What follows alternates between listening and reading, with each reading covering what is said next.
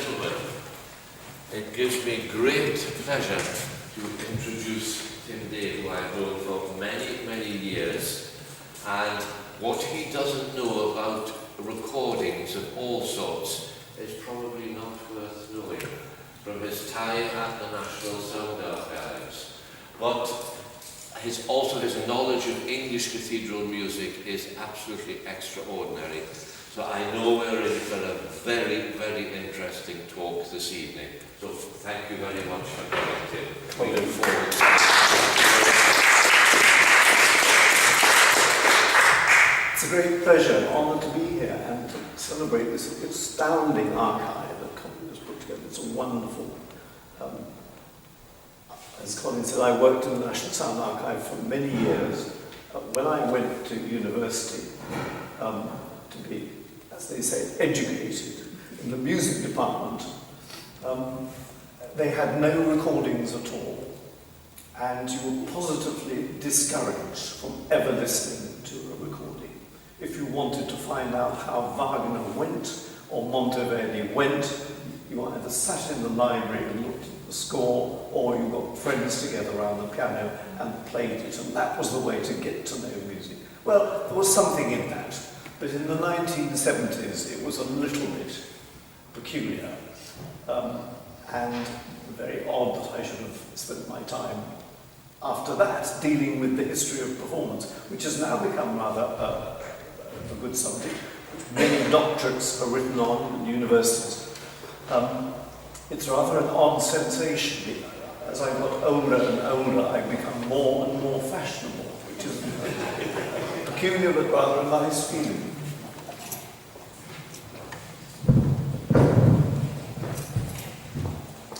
Now, of all the musical sounds we create, it's perhaps our singing voices that reveal us best. The great Welsh baritone, David Franklin Davies, a friend of Elgar, said, "The whole spiritual system, spirit, mind, sense, soul, will be in the wise man singing, and the whole man will be in the tone."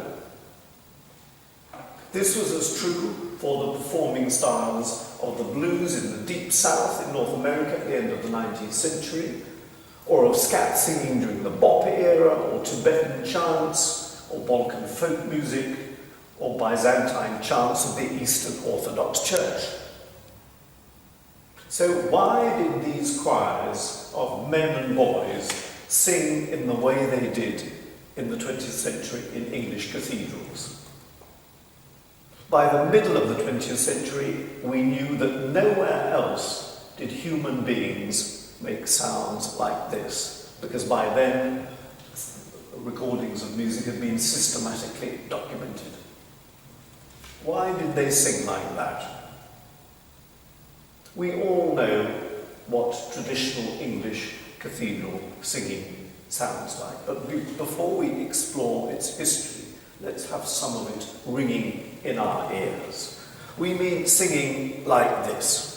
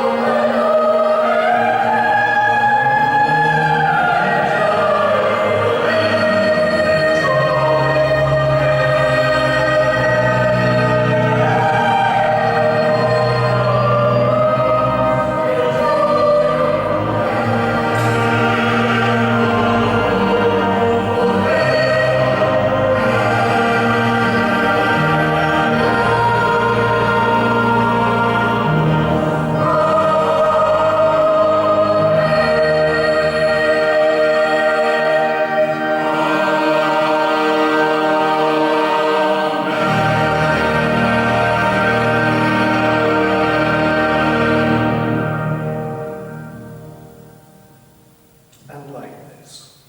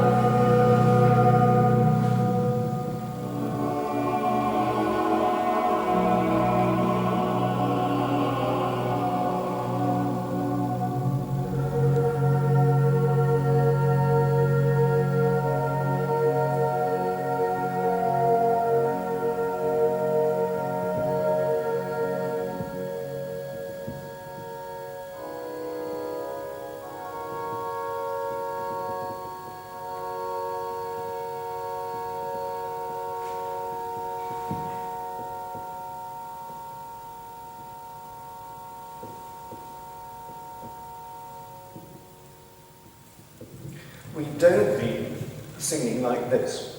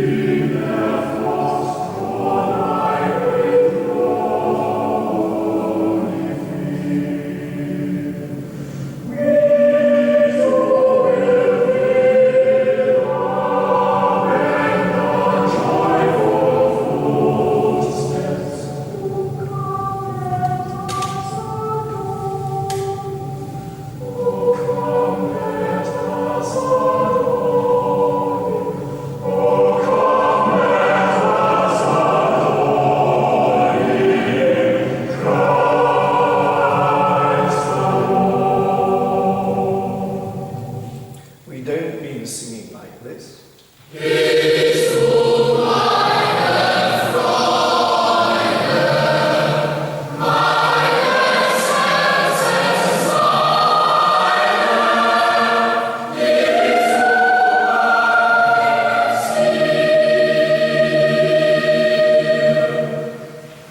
But singing like this.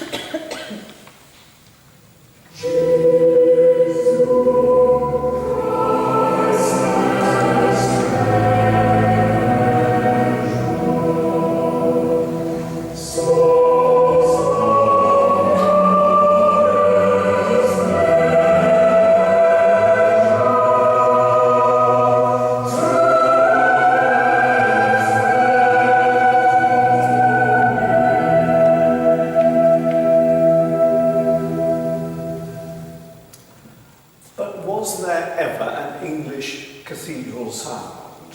One way of singing? Yes, there was. Because of technology, because of broadcasting, and especially because of the long playing disc, this was the sound and this was the style that cathedrals made.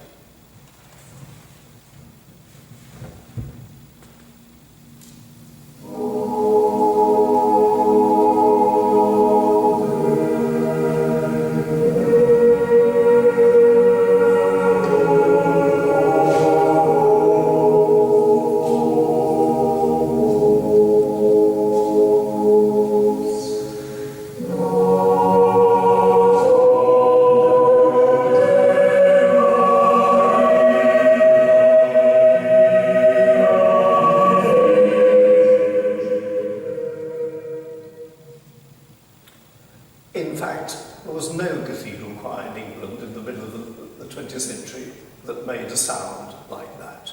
But King's was held up to be the model. It was heard more than any other because of the LP. There was one other choir that to our generation, the long playing disc generation, epitomised the style. When we talked about English cathedral music in the swinging 60s, this is what we also meant.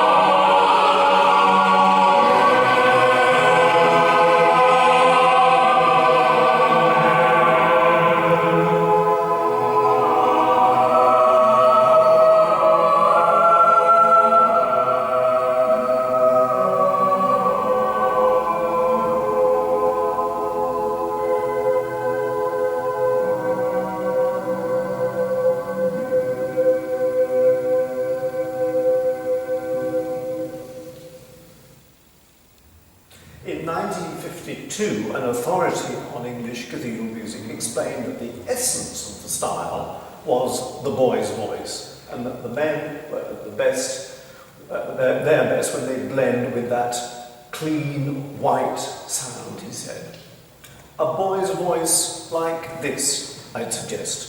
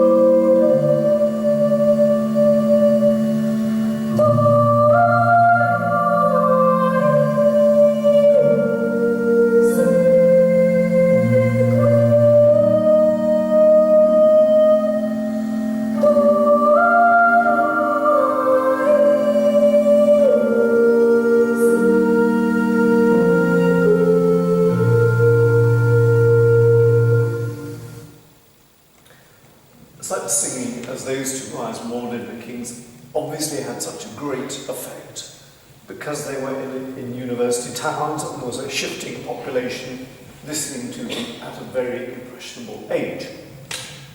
Of course, performing styles change because we're human. Change is our lot. The great violinist and teacher Carl Flesch used to quote a French epigram: "There's something even more agreeable than beauty, and that is change." We get bored easily. But why do performing styles change in the way they do? Rather curiously, many do seem to assume that the singers in cathedral choirs belong to some kind of angelic order.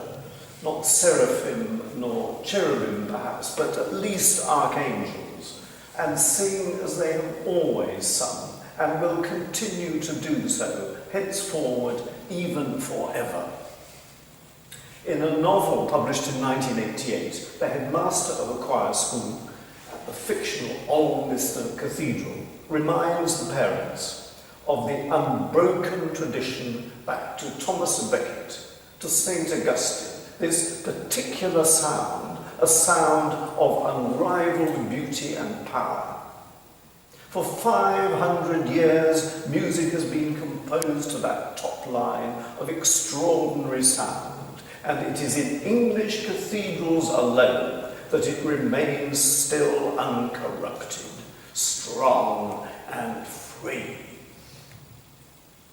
2 Christmases ago, Richard Morrison in the Times told Times readers that the singers in the choir of King's College, Cambridge, are maintaining a ritual that has gone on virtually unchanged for centuries. The same might well be claimed for the distinctive choral timbre.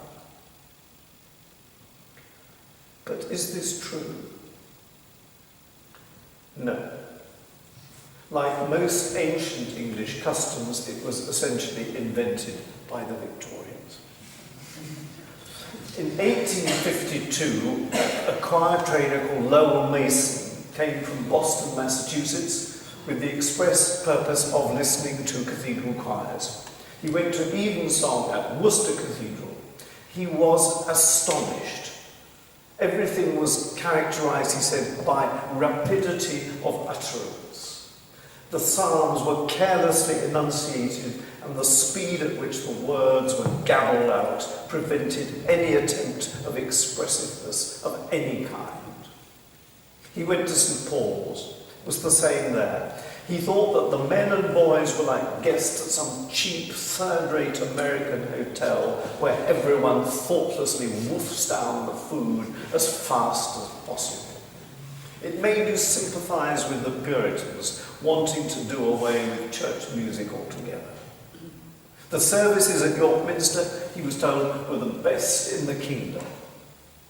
What struck him most at York was the terrible roughness of the boys' voices, enough to tear out one's soul. Just before he left London, he ran into the Austrian composer Sigismund Neukomm and asked him about English boys' voices. Boys' voices, that gentleman replied, are like cats' voices. It was the shrillness and the screeching of English boys, Neukomm told him, that so got on Mendelssohn's nerves on one occasion in Exeter Hall in London in 1837 as he sat listening to a rehearsal of St. Paul. And Mendelssohn had wondered why on earth the English didn't follow the Germans and employ women for both the soprano and the alto parts. No, the English cathedral tradition of singing was a sham, Lowell Mason concluded in 1852 as he returned home sadly. Half a century later, the organist of St. Paul's Church in Baltimore came to England. He visited 17 English cathedrals and heard 60 choral services. The tone quality and the standard of singing varied enormously. 3 choirs he considered outstanding. Finest of all, he thought, was Magdalen College, Oxford. Of a similar standard were St Paul's and King's College, Cambridge. He thought these 3 afforded the best examples in the world of the possibilities, the beauty, the perfection of vested choirs of men and boys.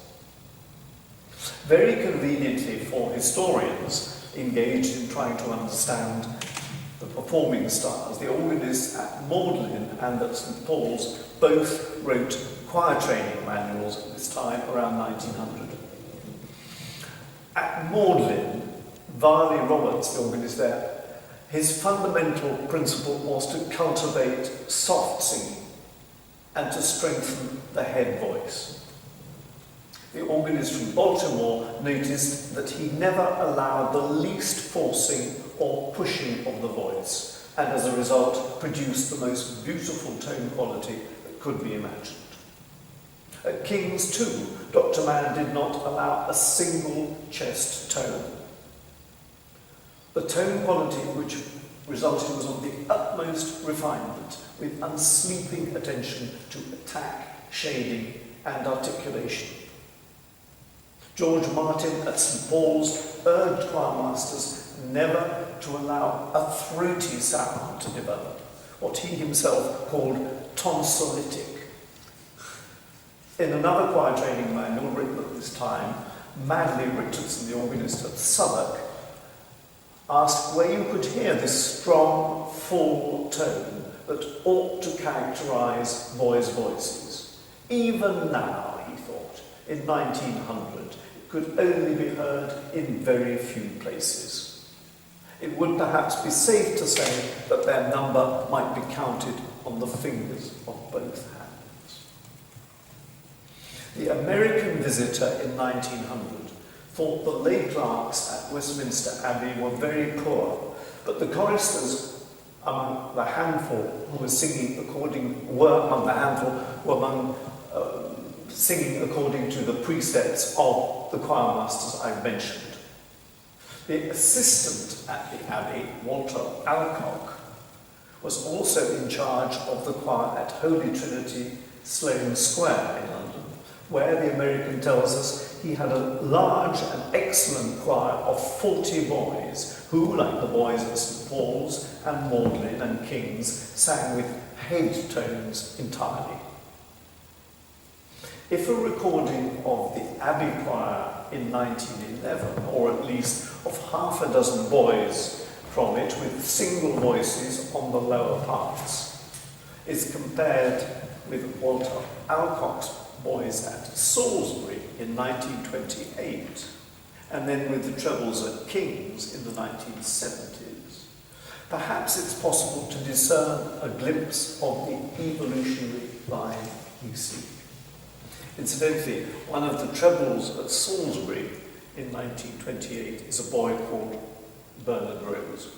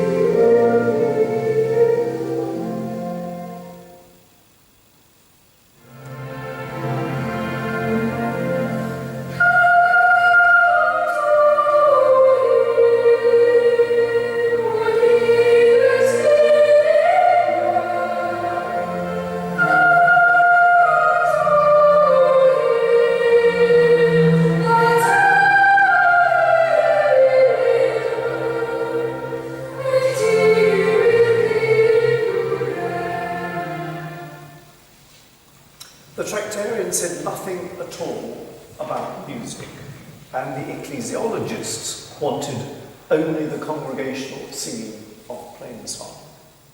So then, what had sparked this revolution in cathedral music in the second half of the 19th century? Several suggestions were put forward to effect some kind of reform. At Hereford in the 1840s, Dean Merriweather thought that the ancient buildings of the Vicar's Choral would make a suitable training college for lay clerks, a national college, sending out young and suitably qualified singers out to all the cathedrals. A future Regius Professor of History at Oxford thought that scholarships should be given to talented men at the new theological colleges who would be trained in music and spend the early years of their ministry principally singing in cathedral choirs. Some thought that cities like Chichester selected men at the new teacher training colleges, as well as ordinands, should act as choral scholars in the cathedral choir. None of these suggestions was acted on. And then Ouseley was appointed precentor at Hereford in 1855. He probably knew more about the state of cathedral choirs than any other man in England. He despaired of reform. His own choristers at Hereford in 1857 he regarded as notoriously and disgracefully inefficient as vocalists and musicians, vulgar and provincial in their address and irreverent in their behaviour. Ouseley, of course, was unlike most precentors in that he was very rich. And he spent his fortune in circumventing the existing choral foundations by founding a new one, St Michael's College, Tenbury. In 1872, the Morning Post considered that the progress that had been made at St Michael's after 16 years and concluded that the performance of the daily service breathed the spirit of such refinement and devotion that our many cathedrals may take as an example and perhaps imitate successfully, although the present nature of their several constitutions makes it doubtful to believe that they will ever surpass so noble a pattern. A vicar choral at Hereford, he'd been a boy chorister in New College, Oxford, had never heard anything before like the singing of the choristers at St Michael's, he said. So sweet and refined are their voices. St Michael's was the spark that set alight the revolution. But for Ouseley and St Michael's, it may be that King's Cambridge would have got rid of their choir, their chapel being a private one and the governing body answerable to no man, not even a bishop. In the early 1870s, the boys in the choir at King's included the sons of a domestic servant, a watchmaker, a tailor, a coach painter, a general labourer, a college shoeblack. At the end of that decade, the choristers were sons of the Vicar of St Andrews, Norwich, the Rector of St John's, Manchester, a surgeon at Piccadilly, London, a doctor in Essex, one of Her Majesty's Inspectors of Schools. Until 1878, King's had relied on the sons of poor families in Cambridge, giving them a very poor education, which enabled the best of them to enter into an apprenticeship. In that year, they opened a boarding school. Most of the choristers who came to the new boarding school at King's were the sons of clergymen who went on to a public school. A similar shift happened at St Paul's when they opened a boarding school in 1875. At the same time at King's, a new species was about to emerge, the choral scholar. King's gave the first choral scholarship in 1881, and the last lay clerk died in office in 1928. In other words, from 1928, all the lower parts were taken by choral scholars. It took quite a long time. Magdalen didn't use choral scholars alone until 1960. 19th century lay clerks in Kings, in the first half of the century, had supplemented their income as a weaver, a piano tuner, a shoemaker, a tailor, the cook at Pembroke College, a music engraver. A proposal for students to assist in the choir at King's came up before the governing body in 1873. The provost of King's, the head of the college, was outraged. The question before the governing body involves a care for the young men as students of the college, sent with a specified object to the university and admitted into the college for distinct purposes and into a defined position in the society, he said at the governing body meeting. The defined position, he pointed out, was not one occupied by singing men who cleaned the provost's shoes and served him at high table. And the motion was lost. The same motion came up again in 1881 when the provost was overruled. All right, he said, if you are going ahead with this outrageous plan, not a penny of college money will be spent on it. And for decades, the choral scholarship at King's, Cambridge, were funded out of private liberality, they called it, mostly by two of the college fellows, both of them great-nephews of Jane Austen. Why was it so outrageous for middle-class men in England to sing? A famous book on education in 1693, which was hugely influential throughout the 18th century and into the 19th century, conceded that many people mightily valued a good hand upon some musical instrument. But it wastes so much of a young man's time to gain but a moderate skill in it, and engages often in such odd company that many think it much better spared. London was a musical city in the 18th and early 19th century, but because it had no training establishment for musicians, it imported them. In 1728, Daniel Defoe talked of such heaps of these foreigners making music. So the high-profile musicians were foreign, and these foreigners were largely Catholic. Thoughtful and mature men, when they thought about music at all, also recognised that music could be positively dangerous, that it had a tendency to effeminate the mind, enervate the manly faculties, and erase from the soul all manner of martial ardour. These were words of a dramatist in 1706 who deeply resented foreign competition. But the sentiments were shared by a great many professional men in England at that time, and he was not alone in considering singing and dancing arts which nature had bestowed upon effeminate nations like France and Italy. They were below the dignity of English men and the majesty of the British genius.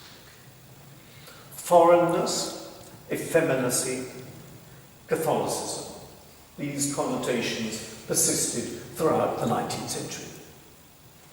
So the neglect of music in England was the result of perfectly reasonable attitudes about the time necessary to become an instrumentalist of any merit at all, for example, but also a tangled web of conscious and subconscious notions about masculinity and sexuality, foreignness, Roman Catholicism, and social and intellectual status. Even so, by the end of the 19th century, there were regularly 3 choral scholars in the choir at King's. From 1906 until the First World War, there were 4. In the 1920s, after wartime reductions, the number crept up until there were 11 in 1929 and finally 12 in 1930. Let's listen to this transformation from lay clerk to choral scholar. We have to use later recordings because King's, where it happened first, didn't make any recordings at all in the 1930s. Gibbon's Hosanna to the Son of David, first sung.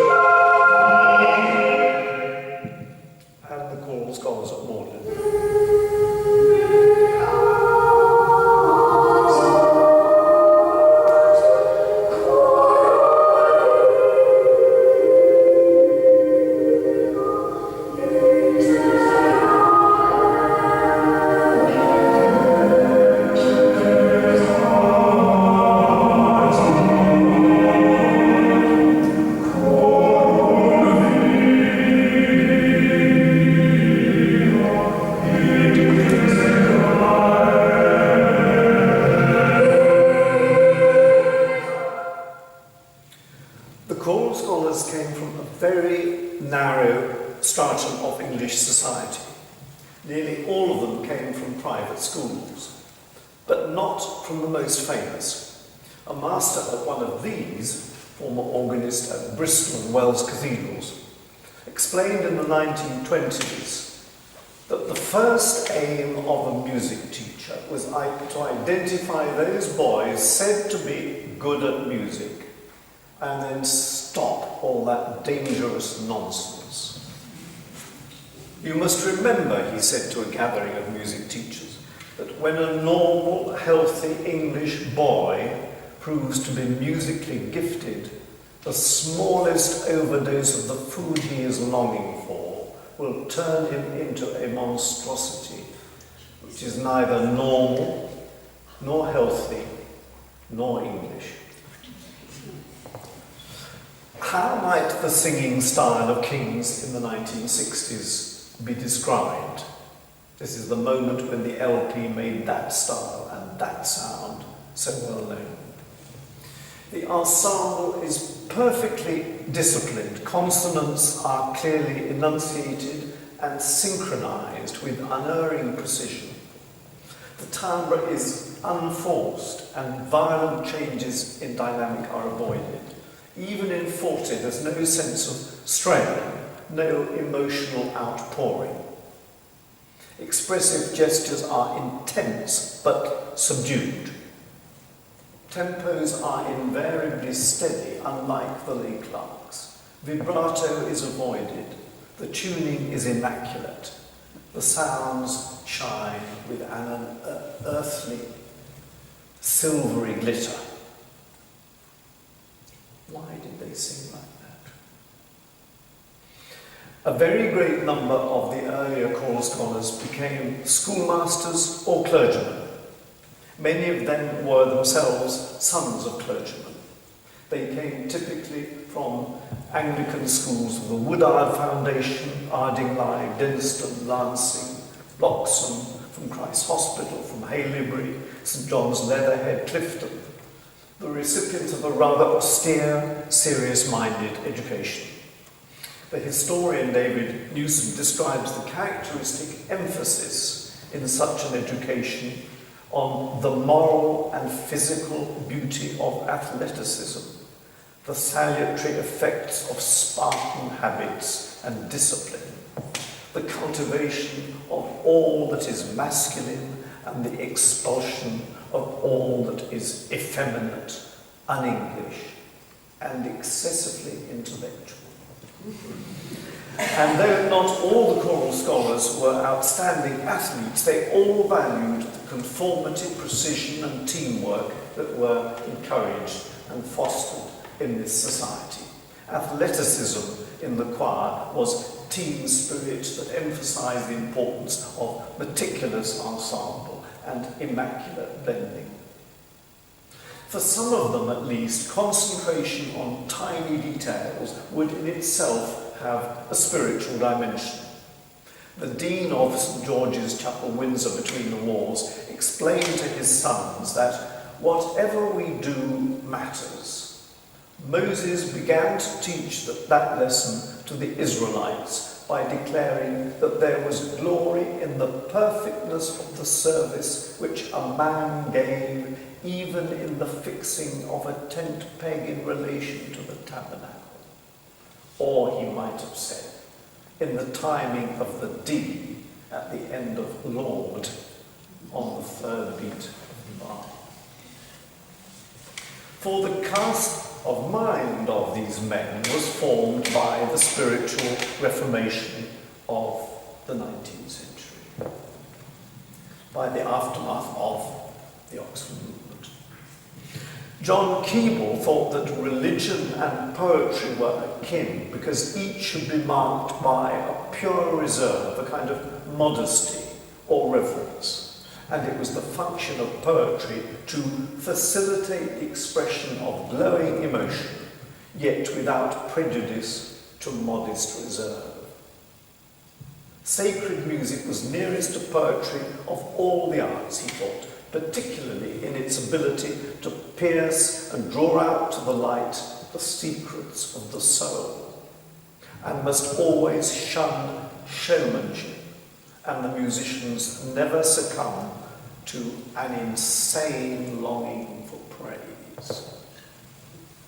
In the work of the poet Walter de la Mare, who was himself a choir boy under the reforming Steiner at St Paul's in the 1870s, W.H. Auden perceived at its heart a sense of wonder, awe, and reverence, which represented the most favourable soil in which goodness can grow.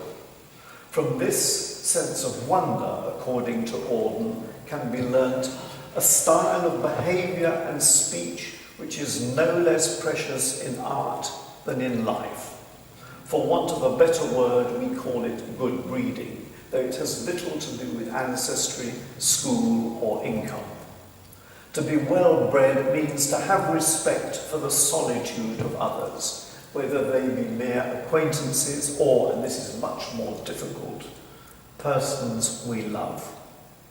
To be ill-bred is to importune attention and intimacy, to come too close, to ask indiscreet questions and make indiscreet revelations, to lecture, to bore. That's all. Occasionally,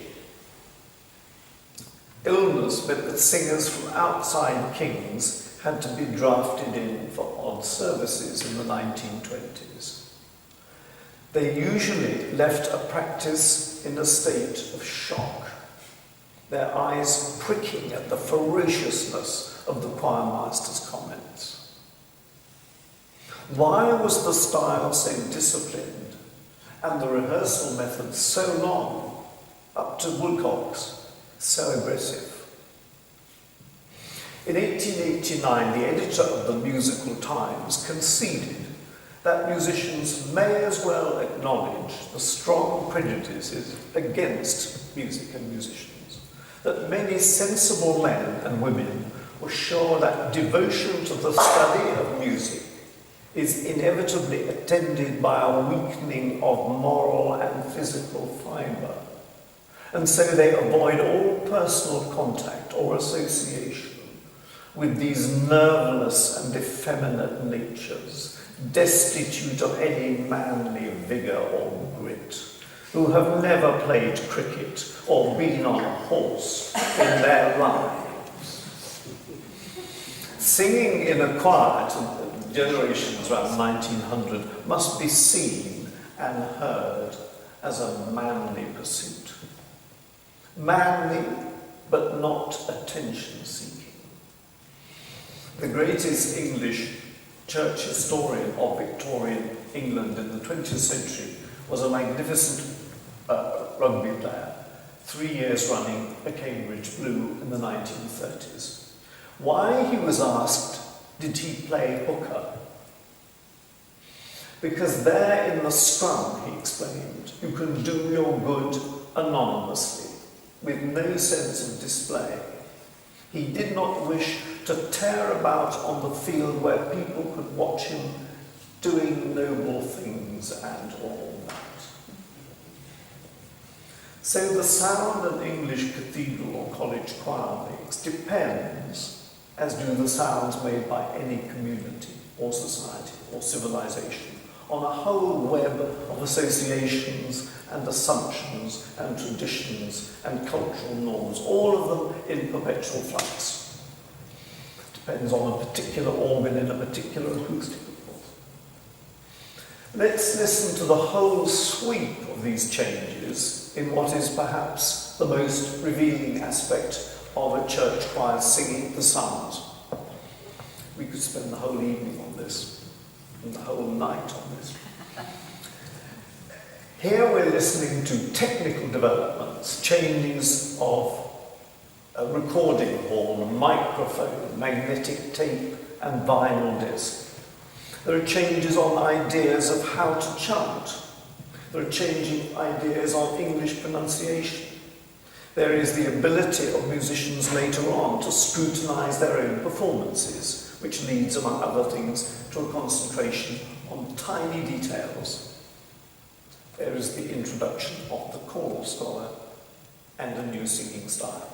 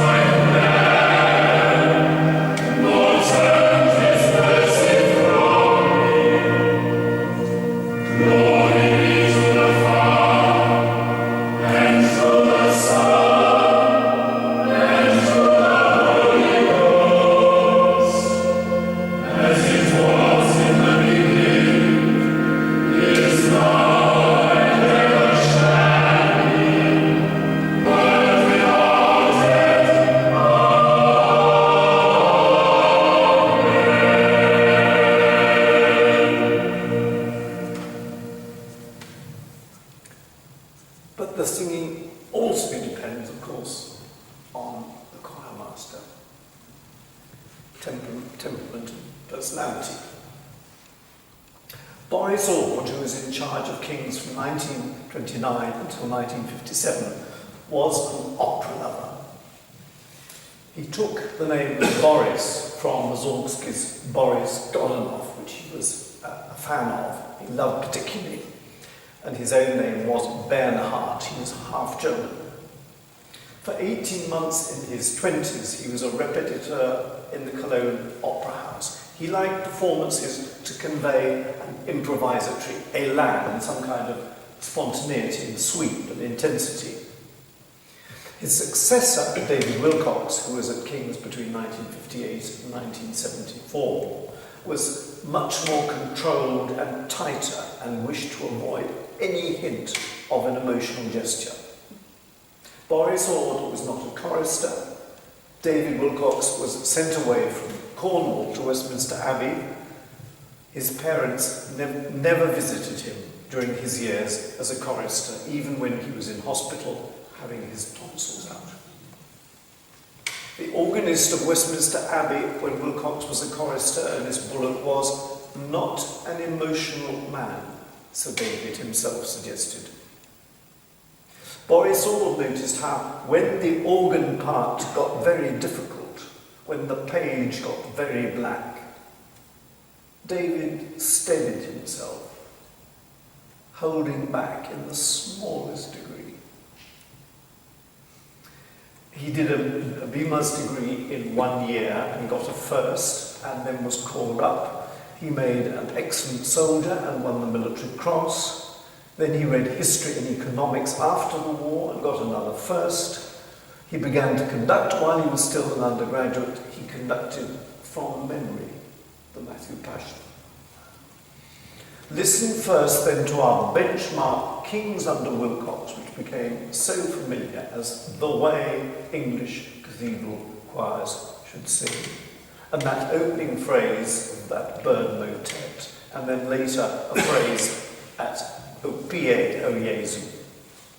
And then listen to Wilcox's predecessor, Boris Ord, in the same two phrases, leaning and swelling on notes, and not so tightly controlled. David Wilcox first.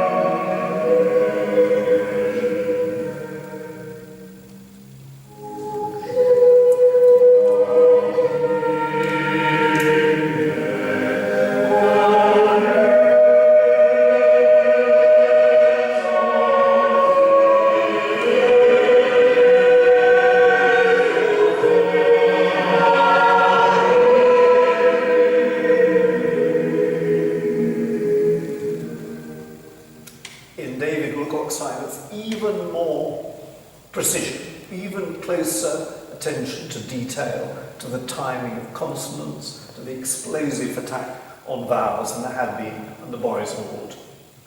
Wilcox would sometimes mutter the beat under his breath when he was directing the choir.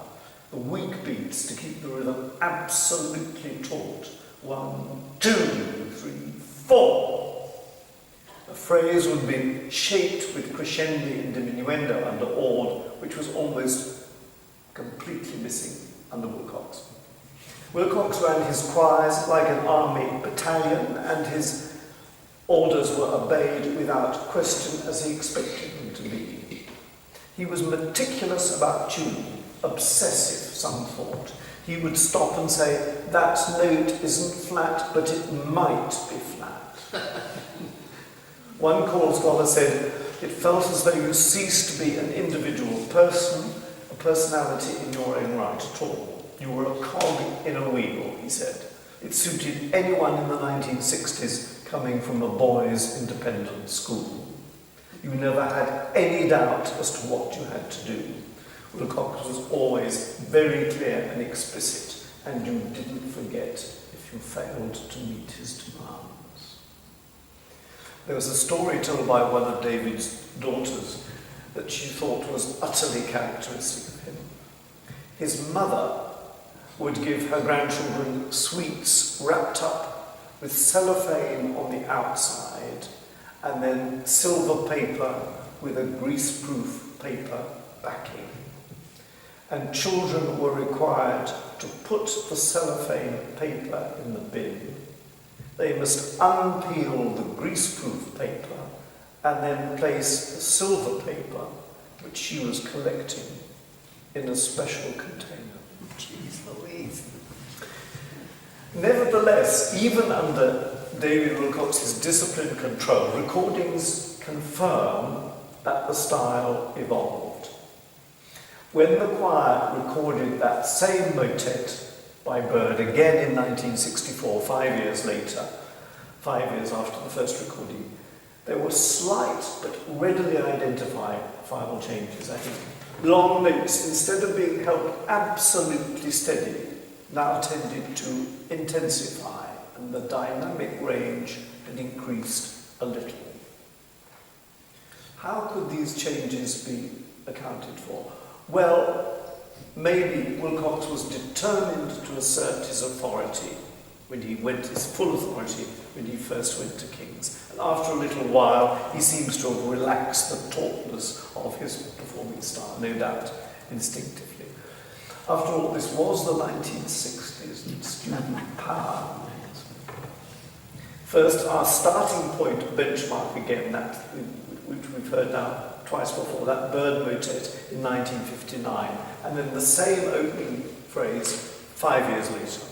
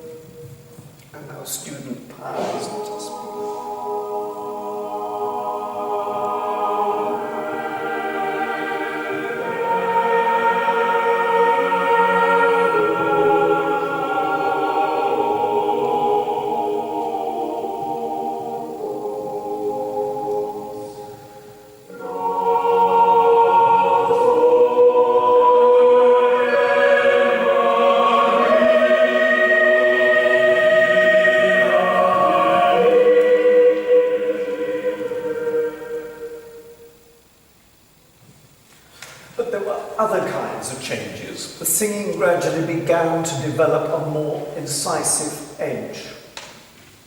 When David Wilcox himself was pressed to examine the tradition, to listen to recordings, which he normally never did at all, he had to admit that over a decade the singing style had changed, though certainly that had not been his intention.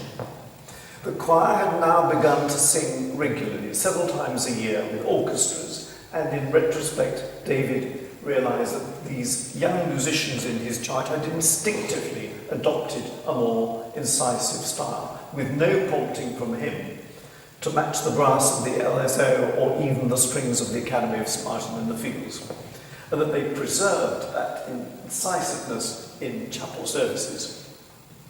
By 1963, one radio critic had the impression that those silky-voiced and virtuosic choristers and choral scholars are encouraged by David Wilcox to sing out more than they previously did.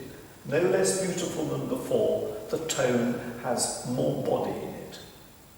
Listen to the choral scholars in Personet Hodie, which that radio critic, listening on Christmas Eve, considered a magnificent tune that seemed, he thought, to have come stamping down the centuries, reeking of medieval Baltic forays and only press-ganged into devotional service. And then the choir singing Handel in 1967.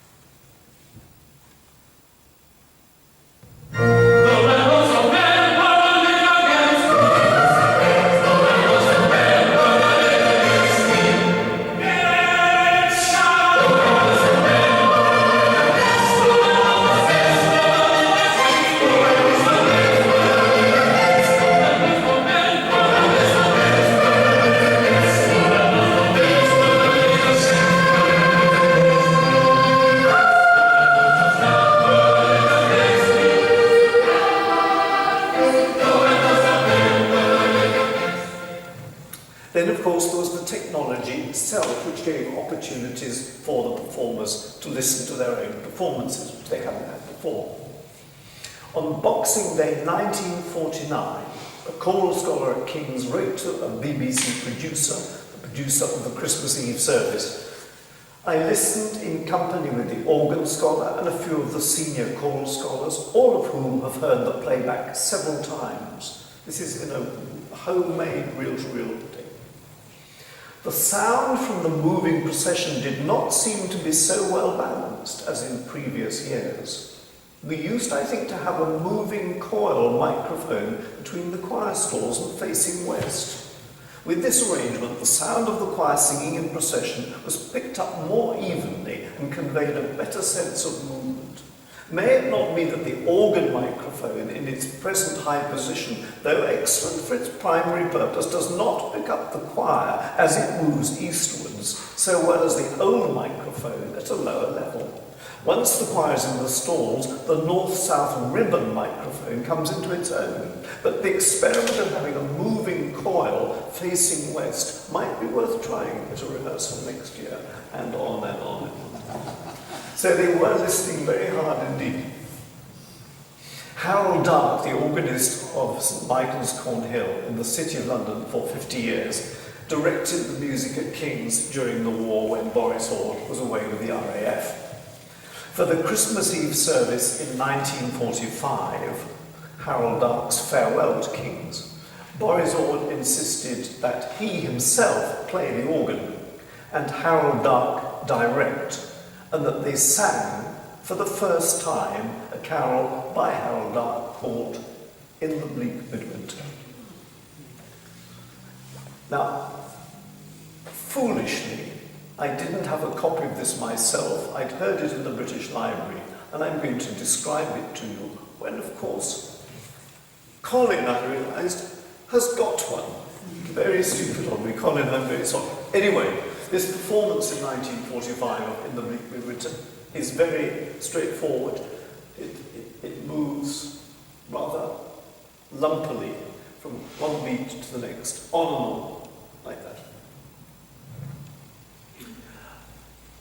But listen now to the subtle nuances now possible in 1962, in the breathing, in the holding back at the ends of phrases, as if the organist, who's many feet up there and a long way away, as if the organist was like a piano accompanist, watching the soloist and being able to, every gesture, coordinate.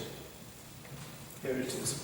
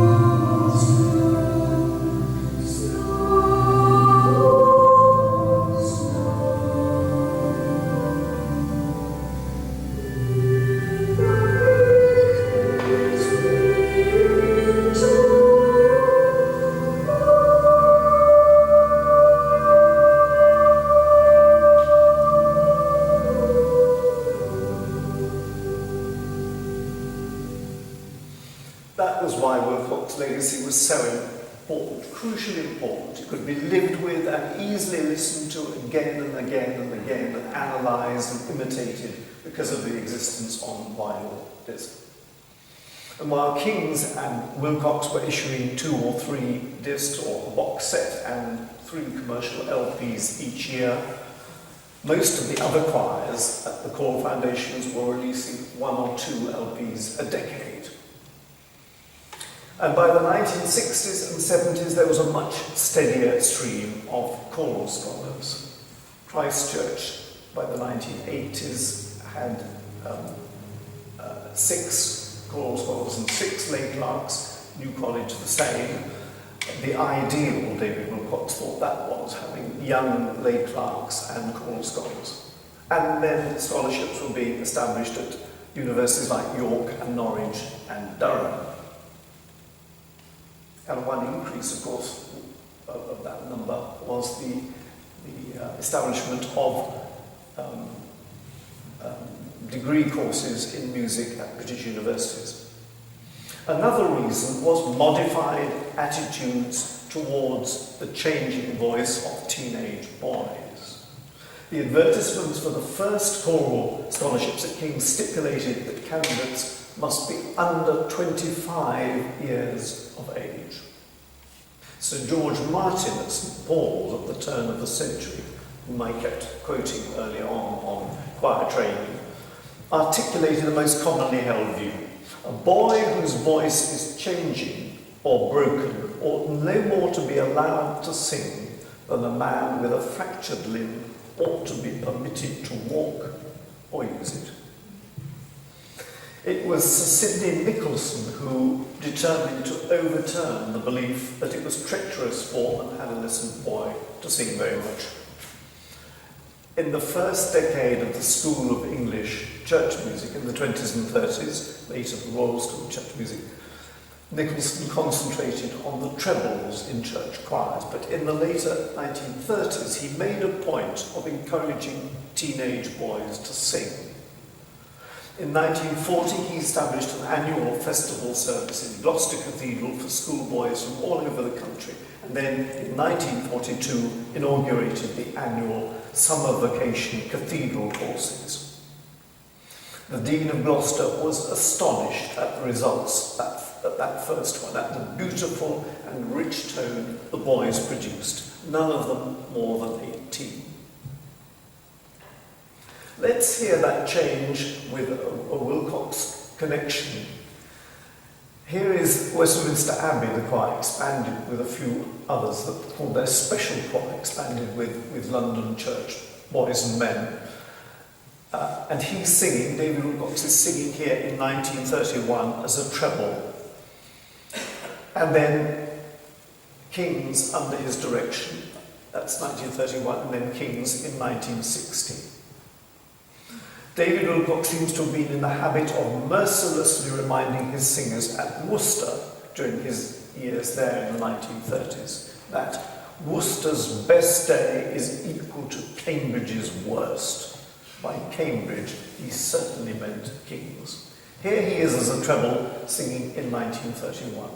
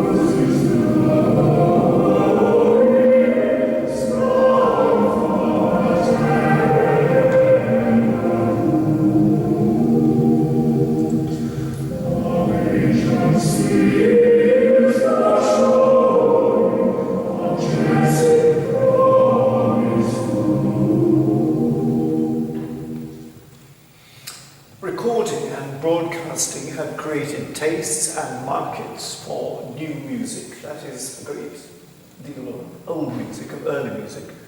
And now many amateur choral scholars, that's what they were, who would have become lawyers and accountants and schoolmasters, were becoming consummate professionals as soloists, many as consort singers, as well in such groups as the Tallis Scholars or the 16, developing the style they cultivated as choral scholars.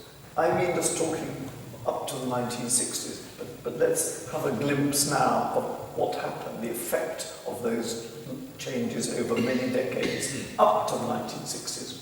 We can take a glimpse of what is to come by listening to a professional choir singing Tallis in 1968, and then 5 years later, the Clerks of Oxenford, an amateur choir of choral scholars and of girls pretending to be boys.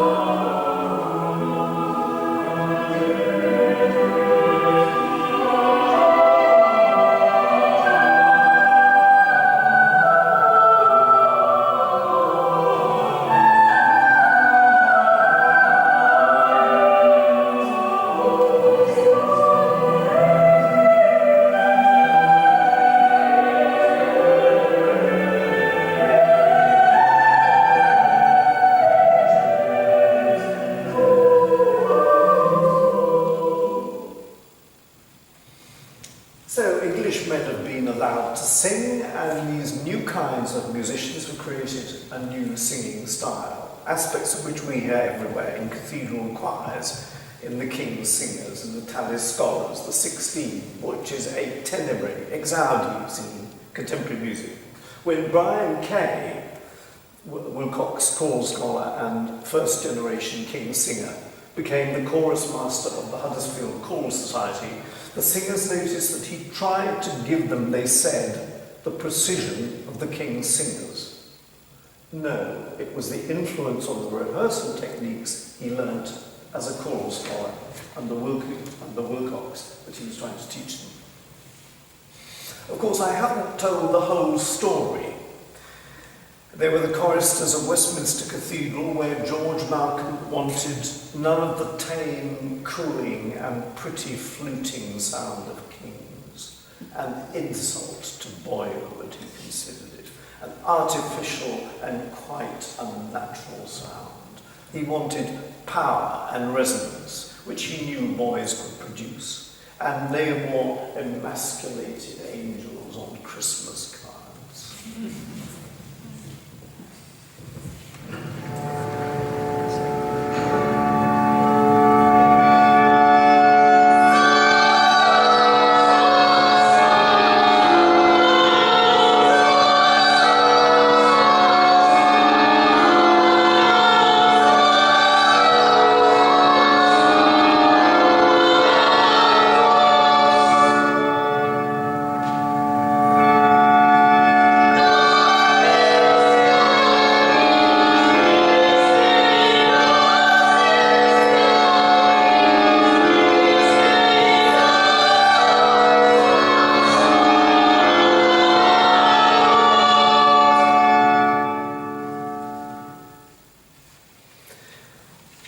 After Kings and Malvern and the LPs they made in the 60s and 70s, nothing would be the same again. And the effects of the revolution have been enduring. We can hear them very close to home. Roy Massey has told us what a powerful influence on him David Wilcox was. Roy, as a teenager, was David's piano accompanist with the City of Birmingham Choir. And he much admired his trebles at Worcester. Here are Roy's trebles at Hereford in 1980.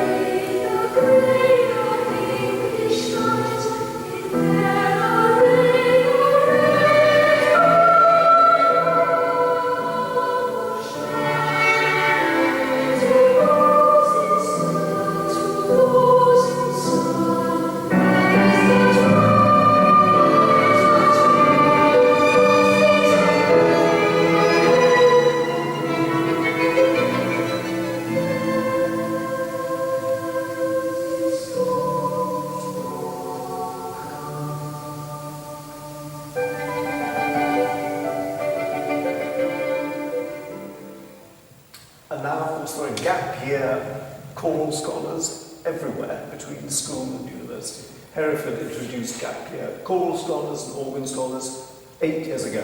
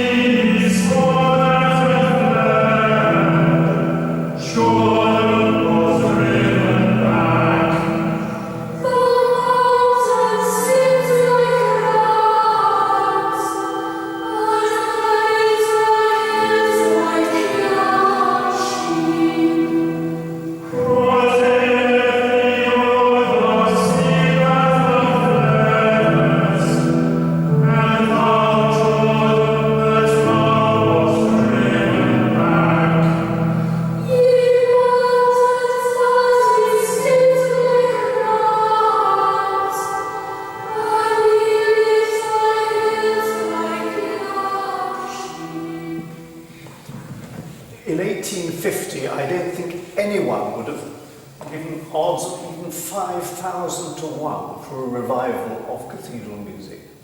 Certainly, nobody would have predicted that kings would play a key role in the revival. In 1843, an earnest tractarian in Cambridge watched a few miserable and effete singers running about from choir to choir and performing to a crashing and belling of organs the most meagre and washy music. How could churchmen learn anything under such a system, he asked, of the depth and majesty and sternness and devotion of true church music?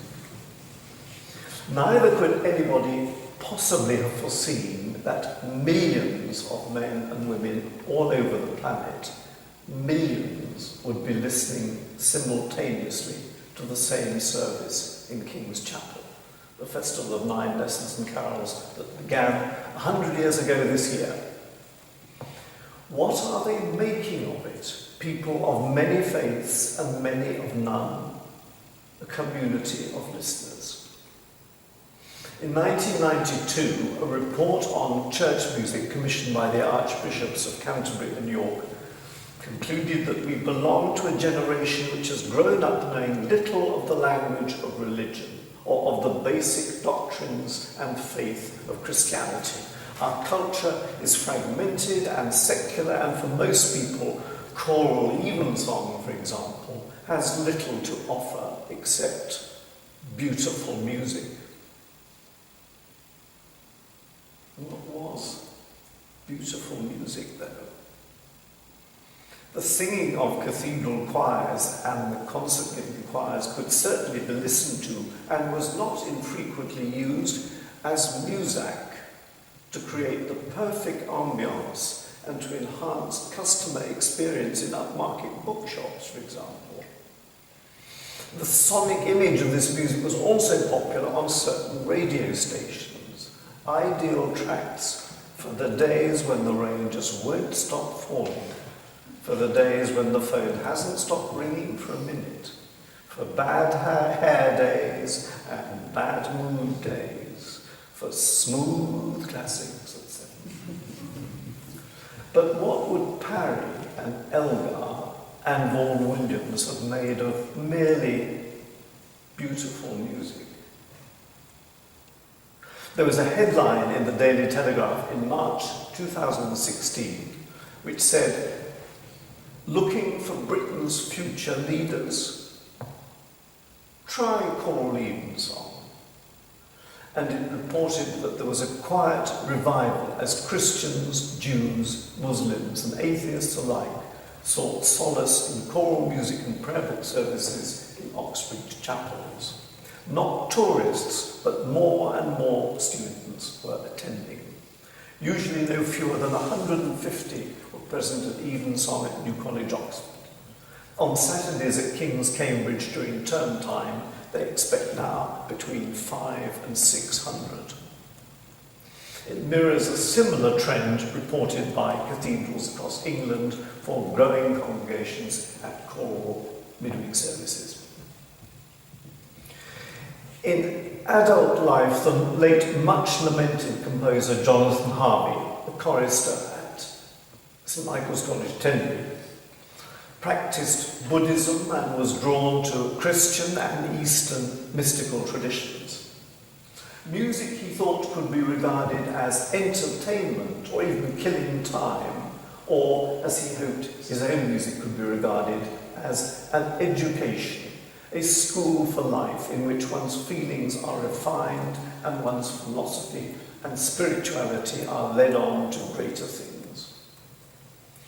He valued the experience of listening to singers not standing up on a platform, striving to impress an audience, not able quite to banish thoughts of the box office, plagued by apprehension of career failure, but half hidden in choir stalls, attempting to voice the thoughts and hopes and aspirations and sorrows of a community, some of whose members stood round and listened and lost themselves and maybe sometimes found themselves in the music. And as Harvey wrote his evening canticles, he was fired with a vision, he said, of our great cathedrals as once again the spearhead of all that is adventurous, imaginative, and sacred in our torn culture. Well, it's an extraordinary phenomenon, the revival, and well worth, surely, our closest attention. And Colin's magnificent achievement in this archive makes it possible to examine it in a way that no other sources allow. So I salute him and thank him and wish him well and many more years of impatient collecting.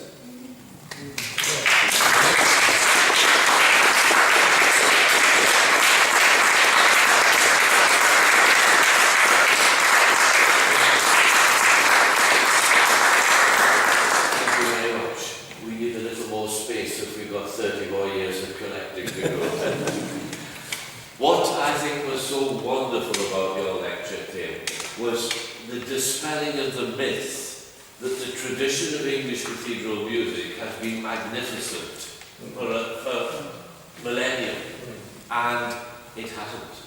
As you rightly say, until the Oxford movement, the standards were really pretty dire. Even in 1902, from some of those early recordings, my goodness, you wouldn't call it pleasurable listening. But the energy you feel there. Oh, the energy. That. Yes, Yeah, yes. Given to the singing. That's right. It took a longer time than doing this. Yes, yes indeed. So I think you've put that into the most wonderful perspective for us, with these wonderful examples, and I'm most grateful to you for coming. So thank you again for enlightening us on something that's very important. Thank you. Thank you very much.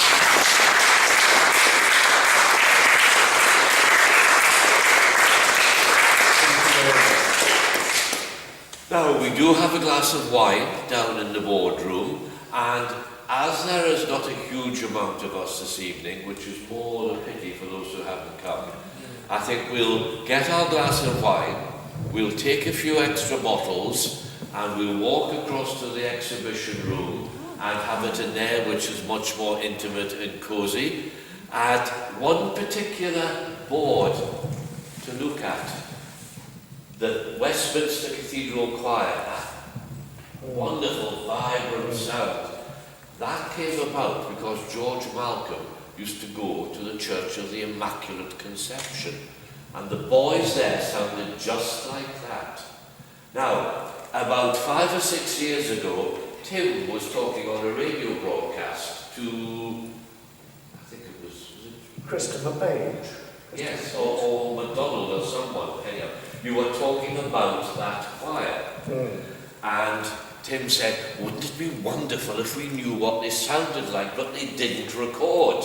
Only a single boy did, about 50 years earlier. Well, 3 recordings of Immaculate Conception have turned up, and it sounds just like Westminster Cathedral. So now we know where the sound came from. So let's go and have some wine, enjoy the evening, and of course, if you feel so inclined, pop a penny in the pot to keep the work of the archive going. Thank you very much. Thank you.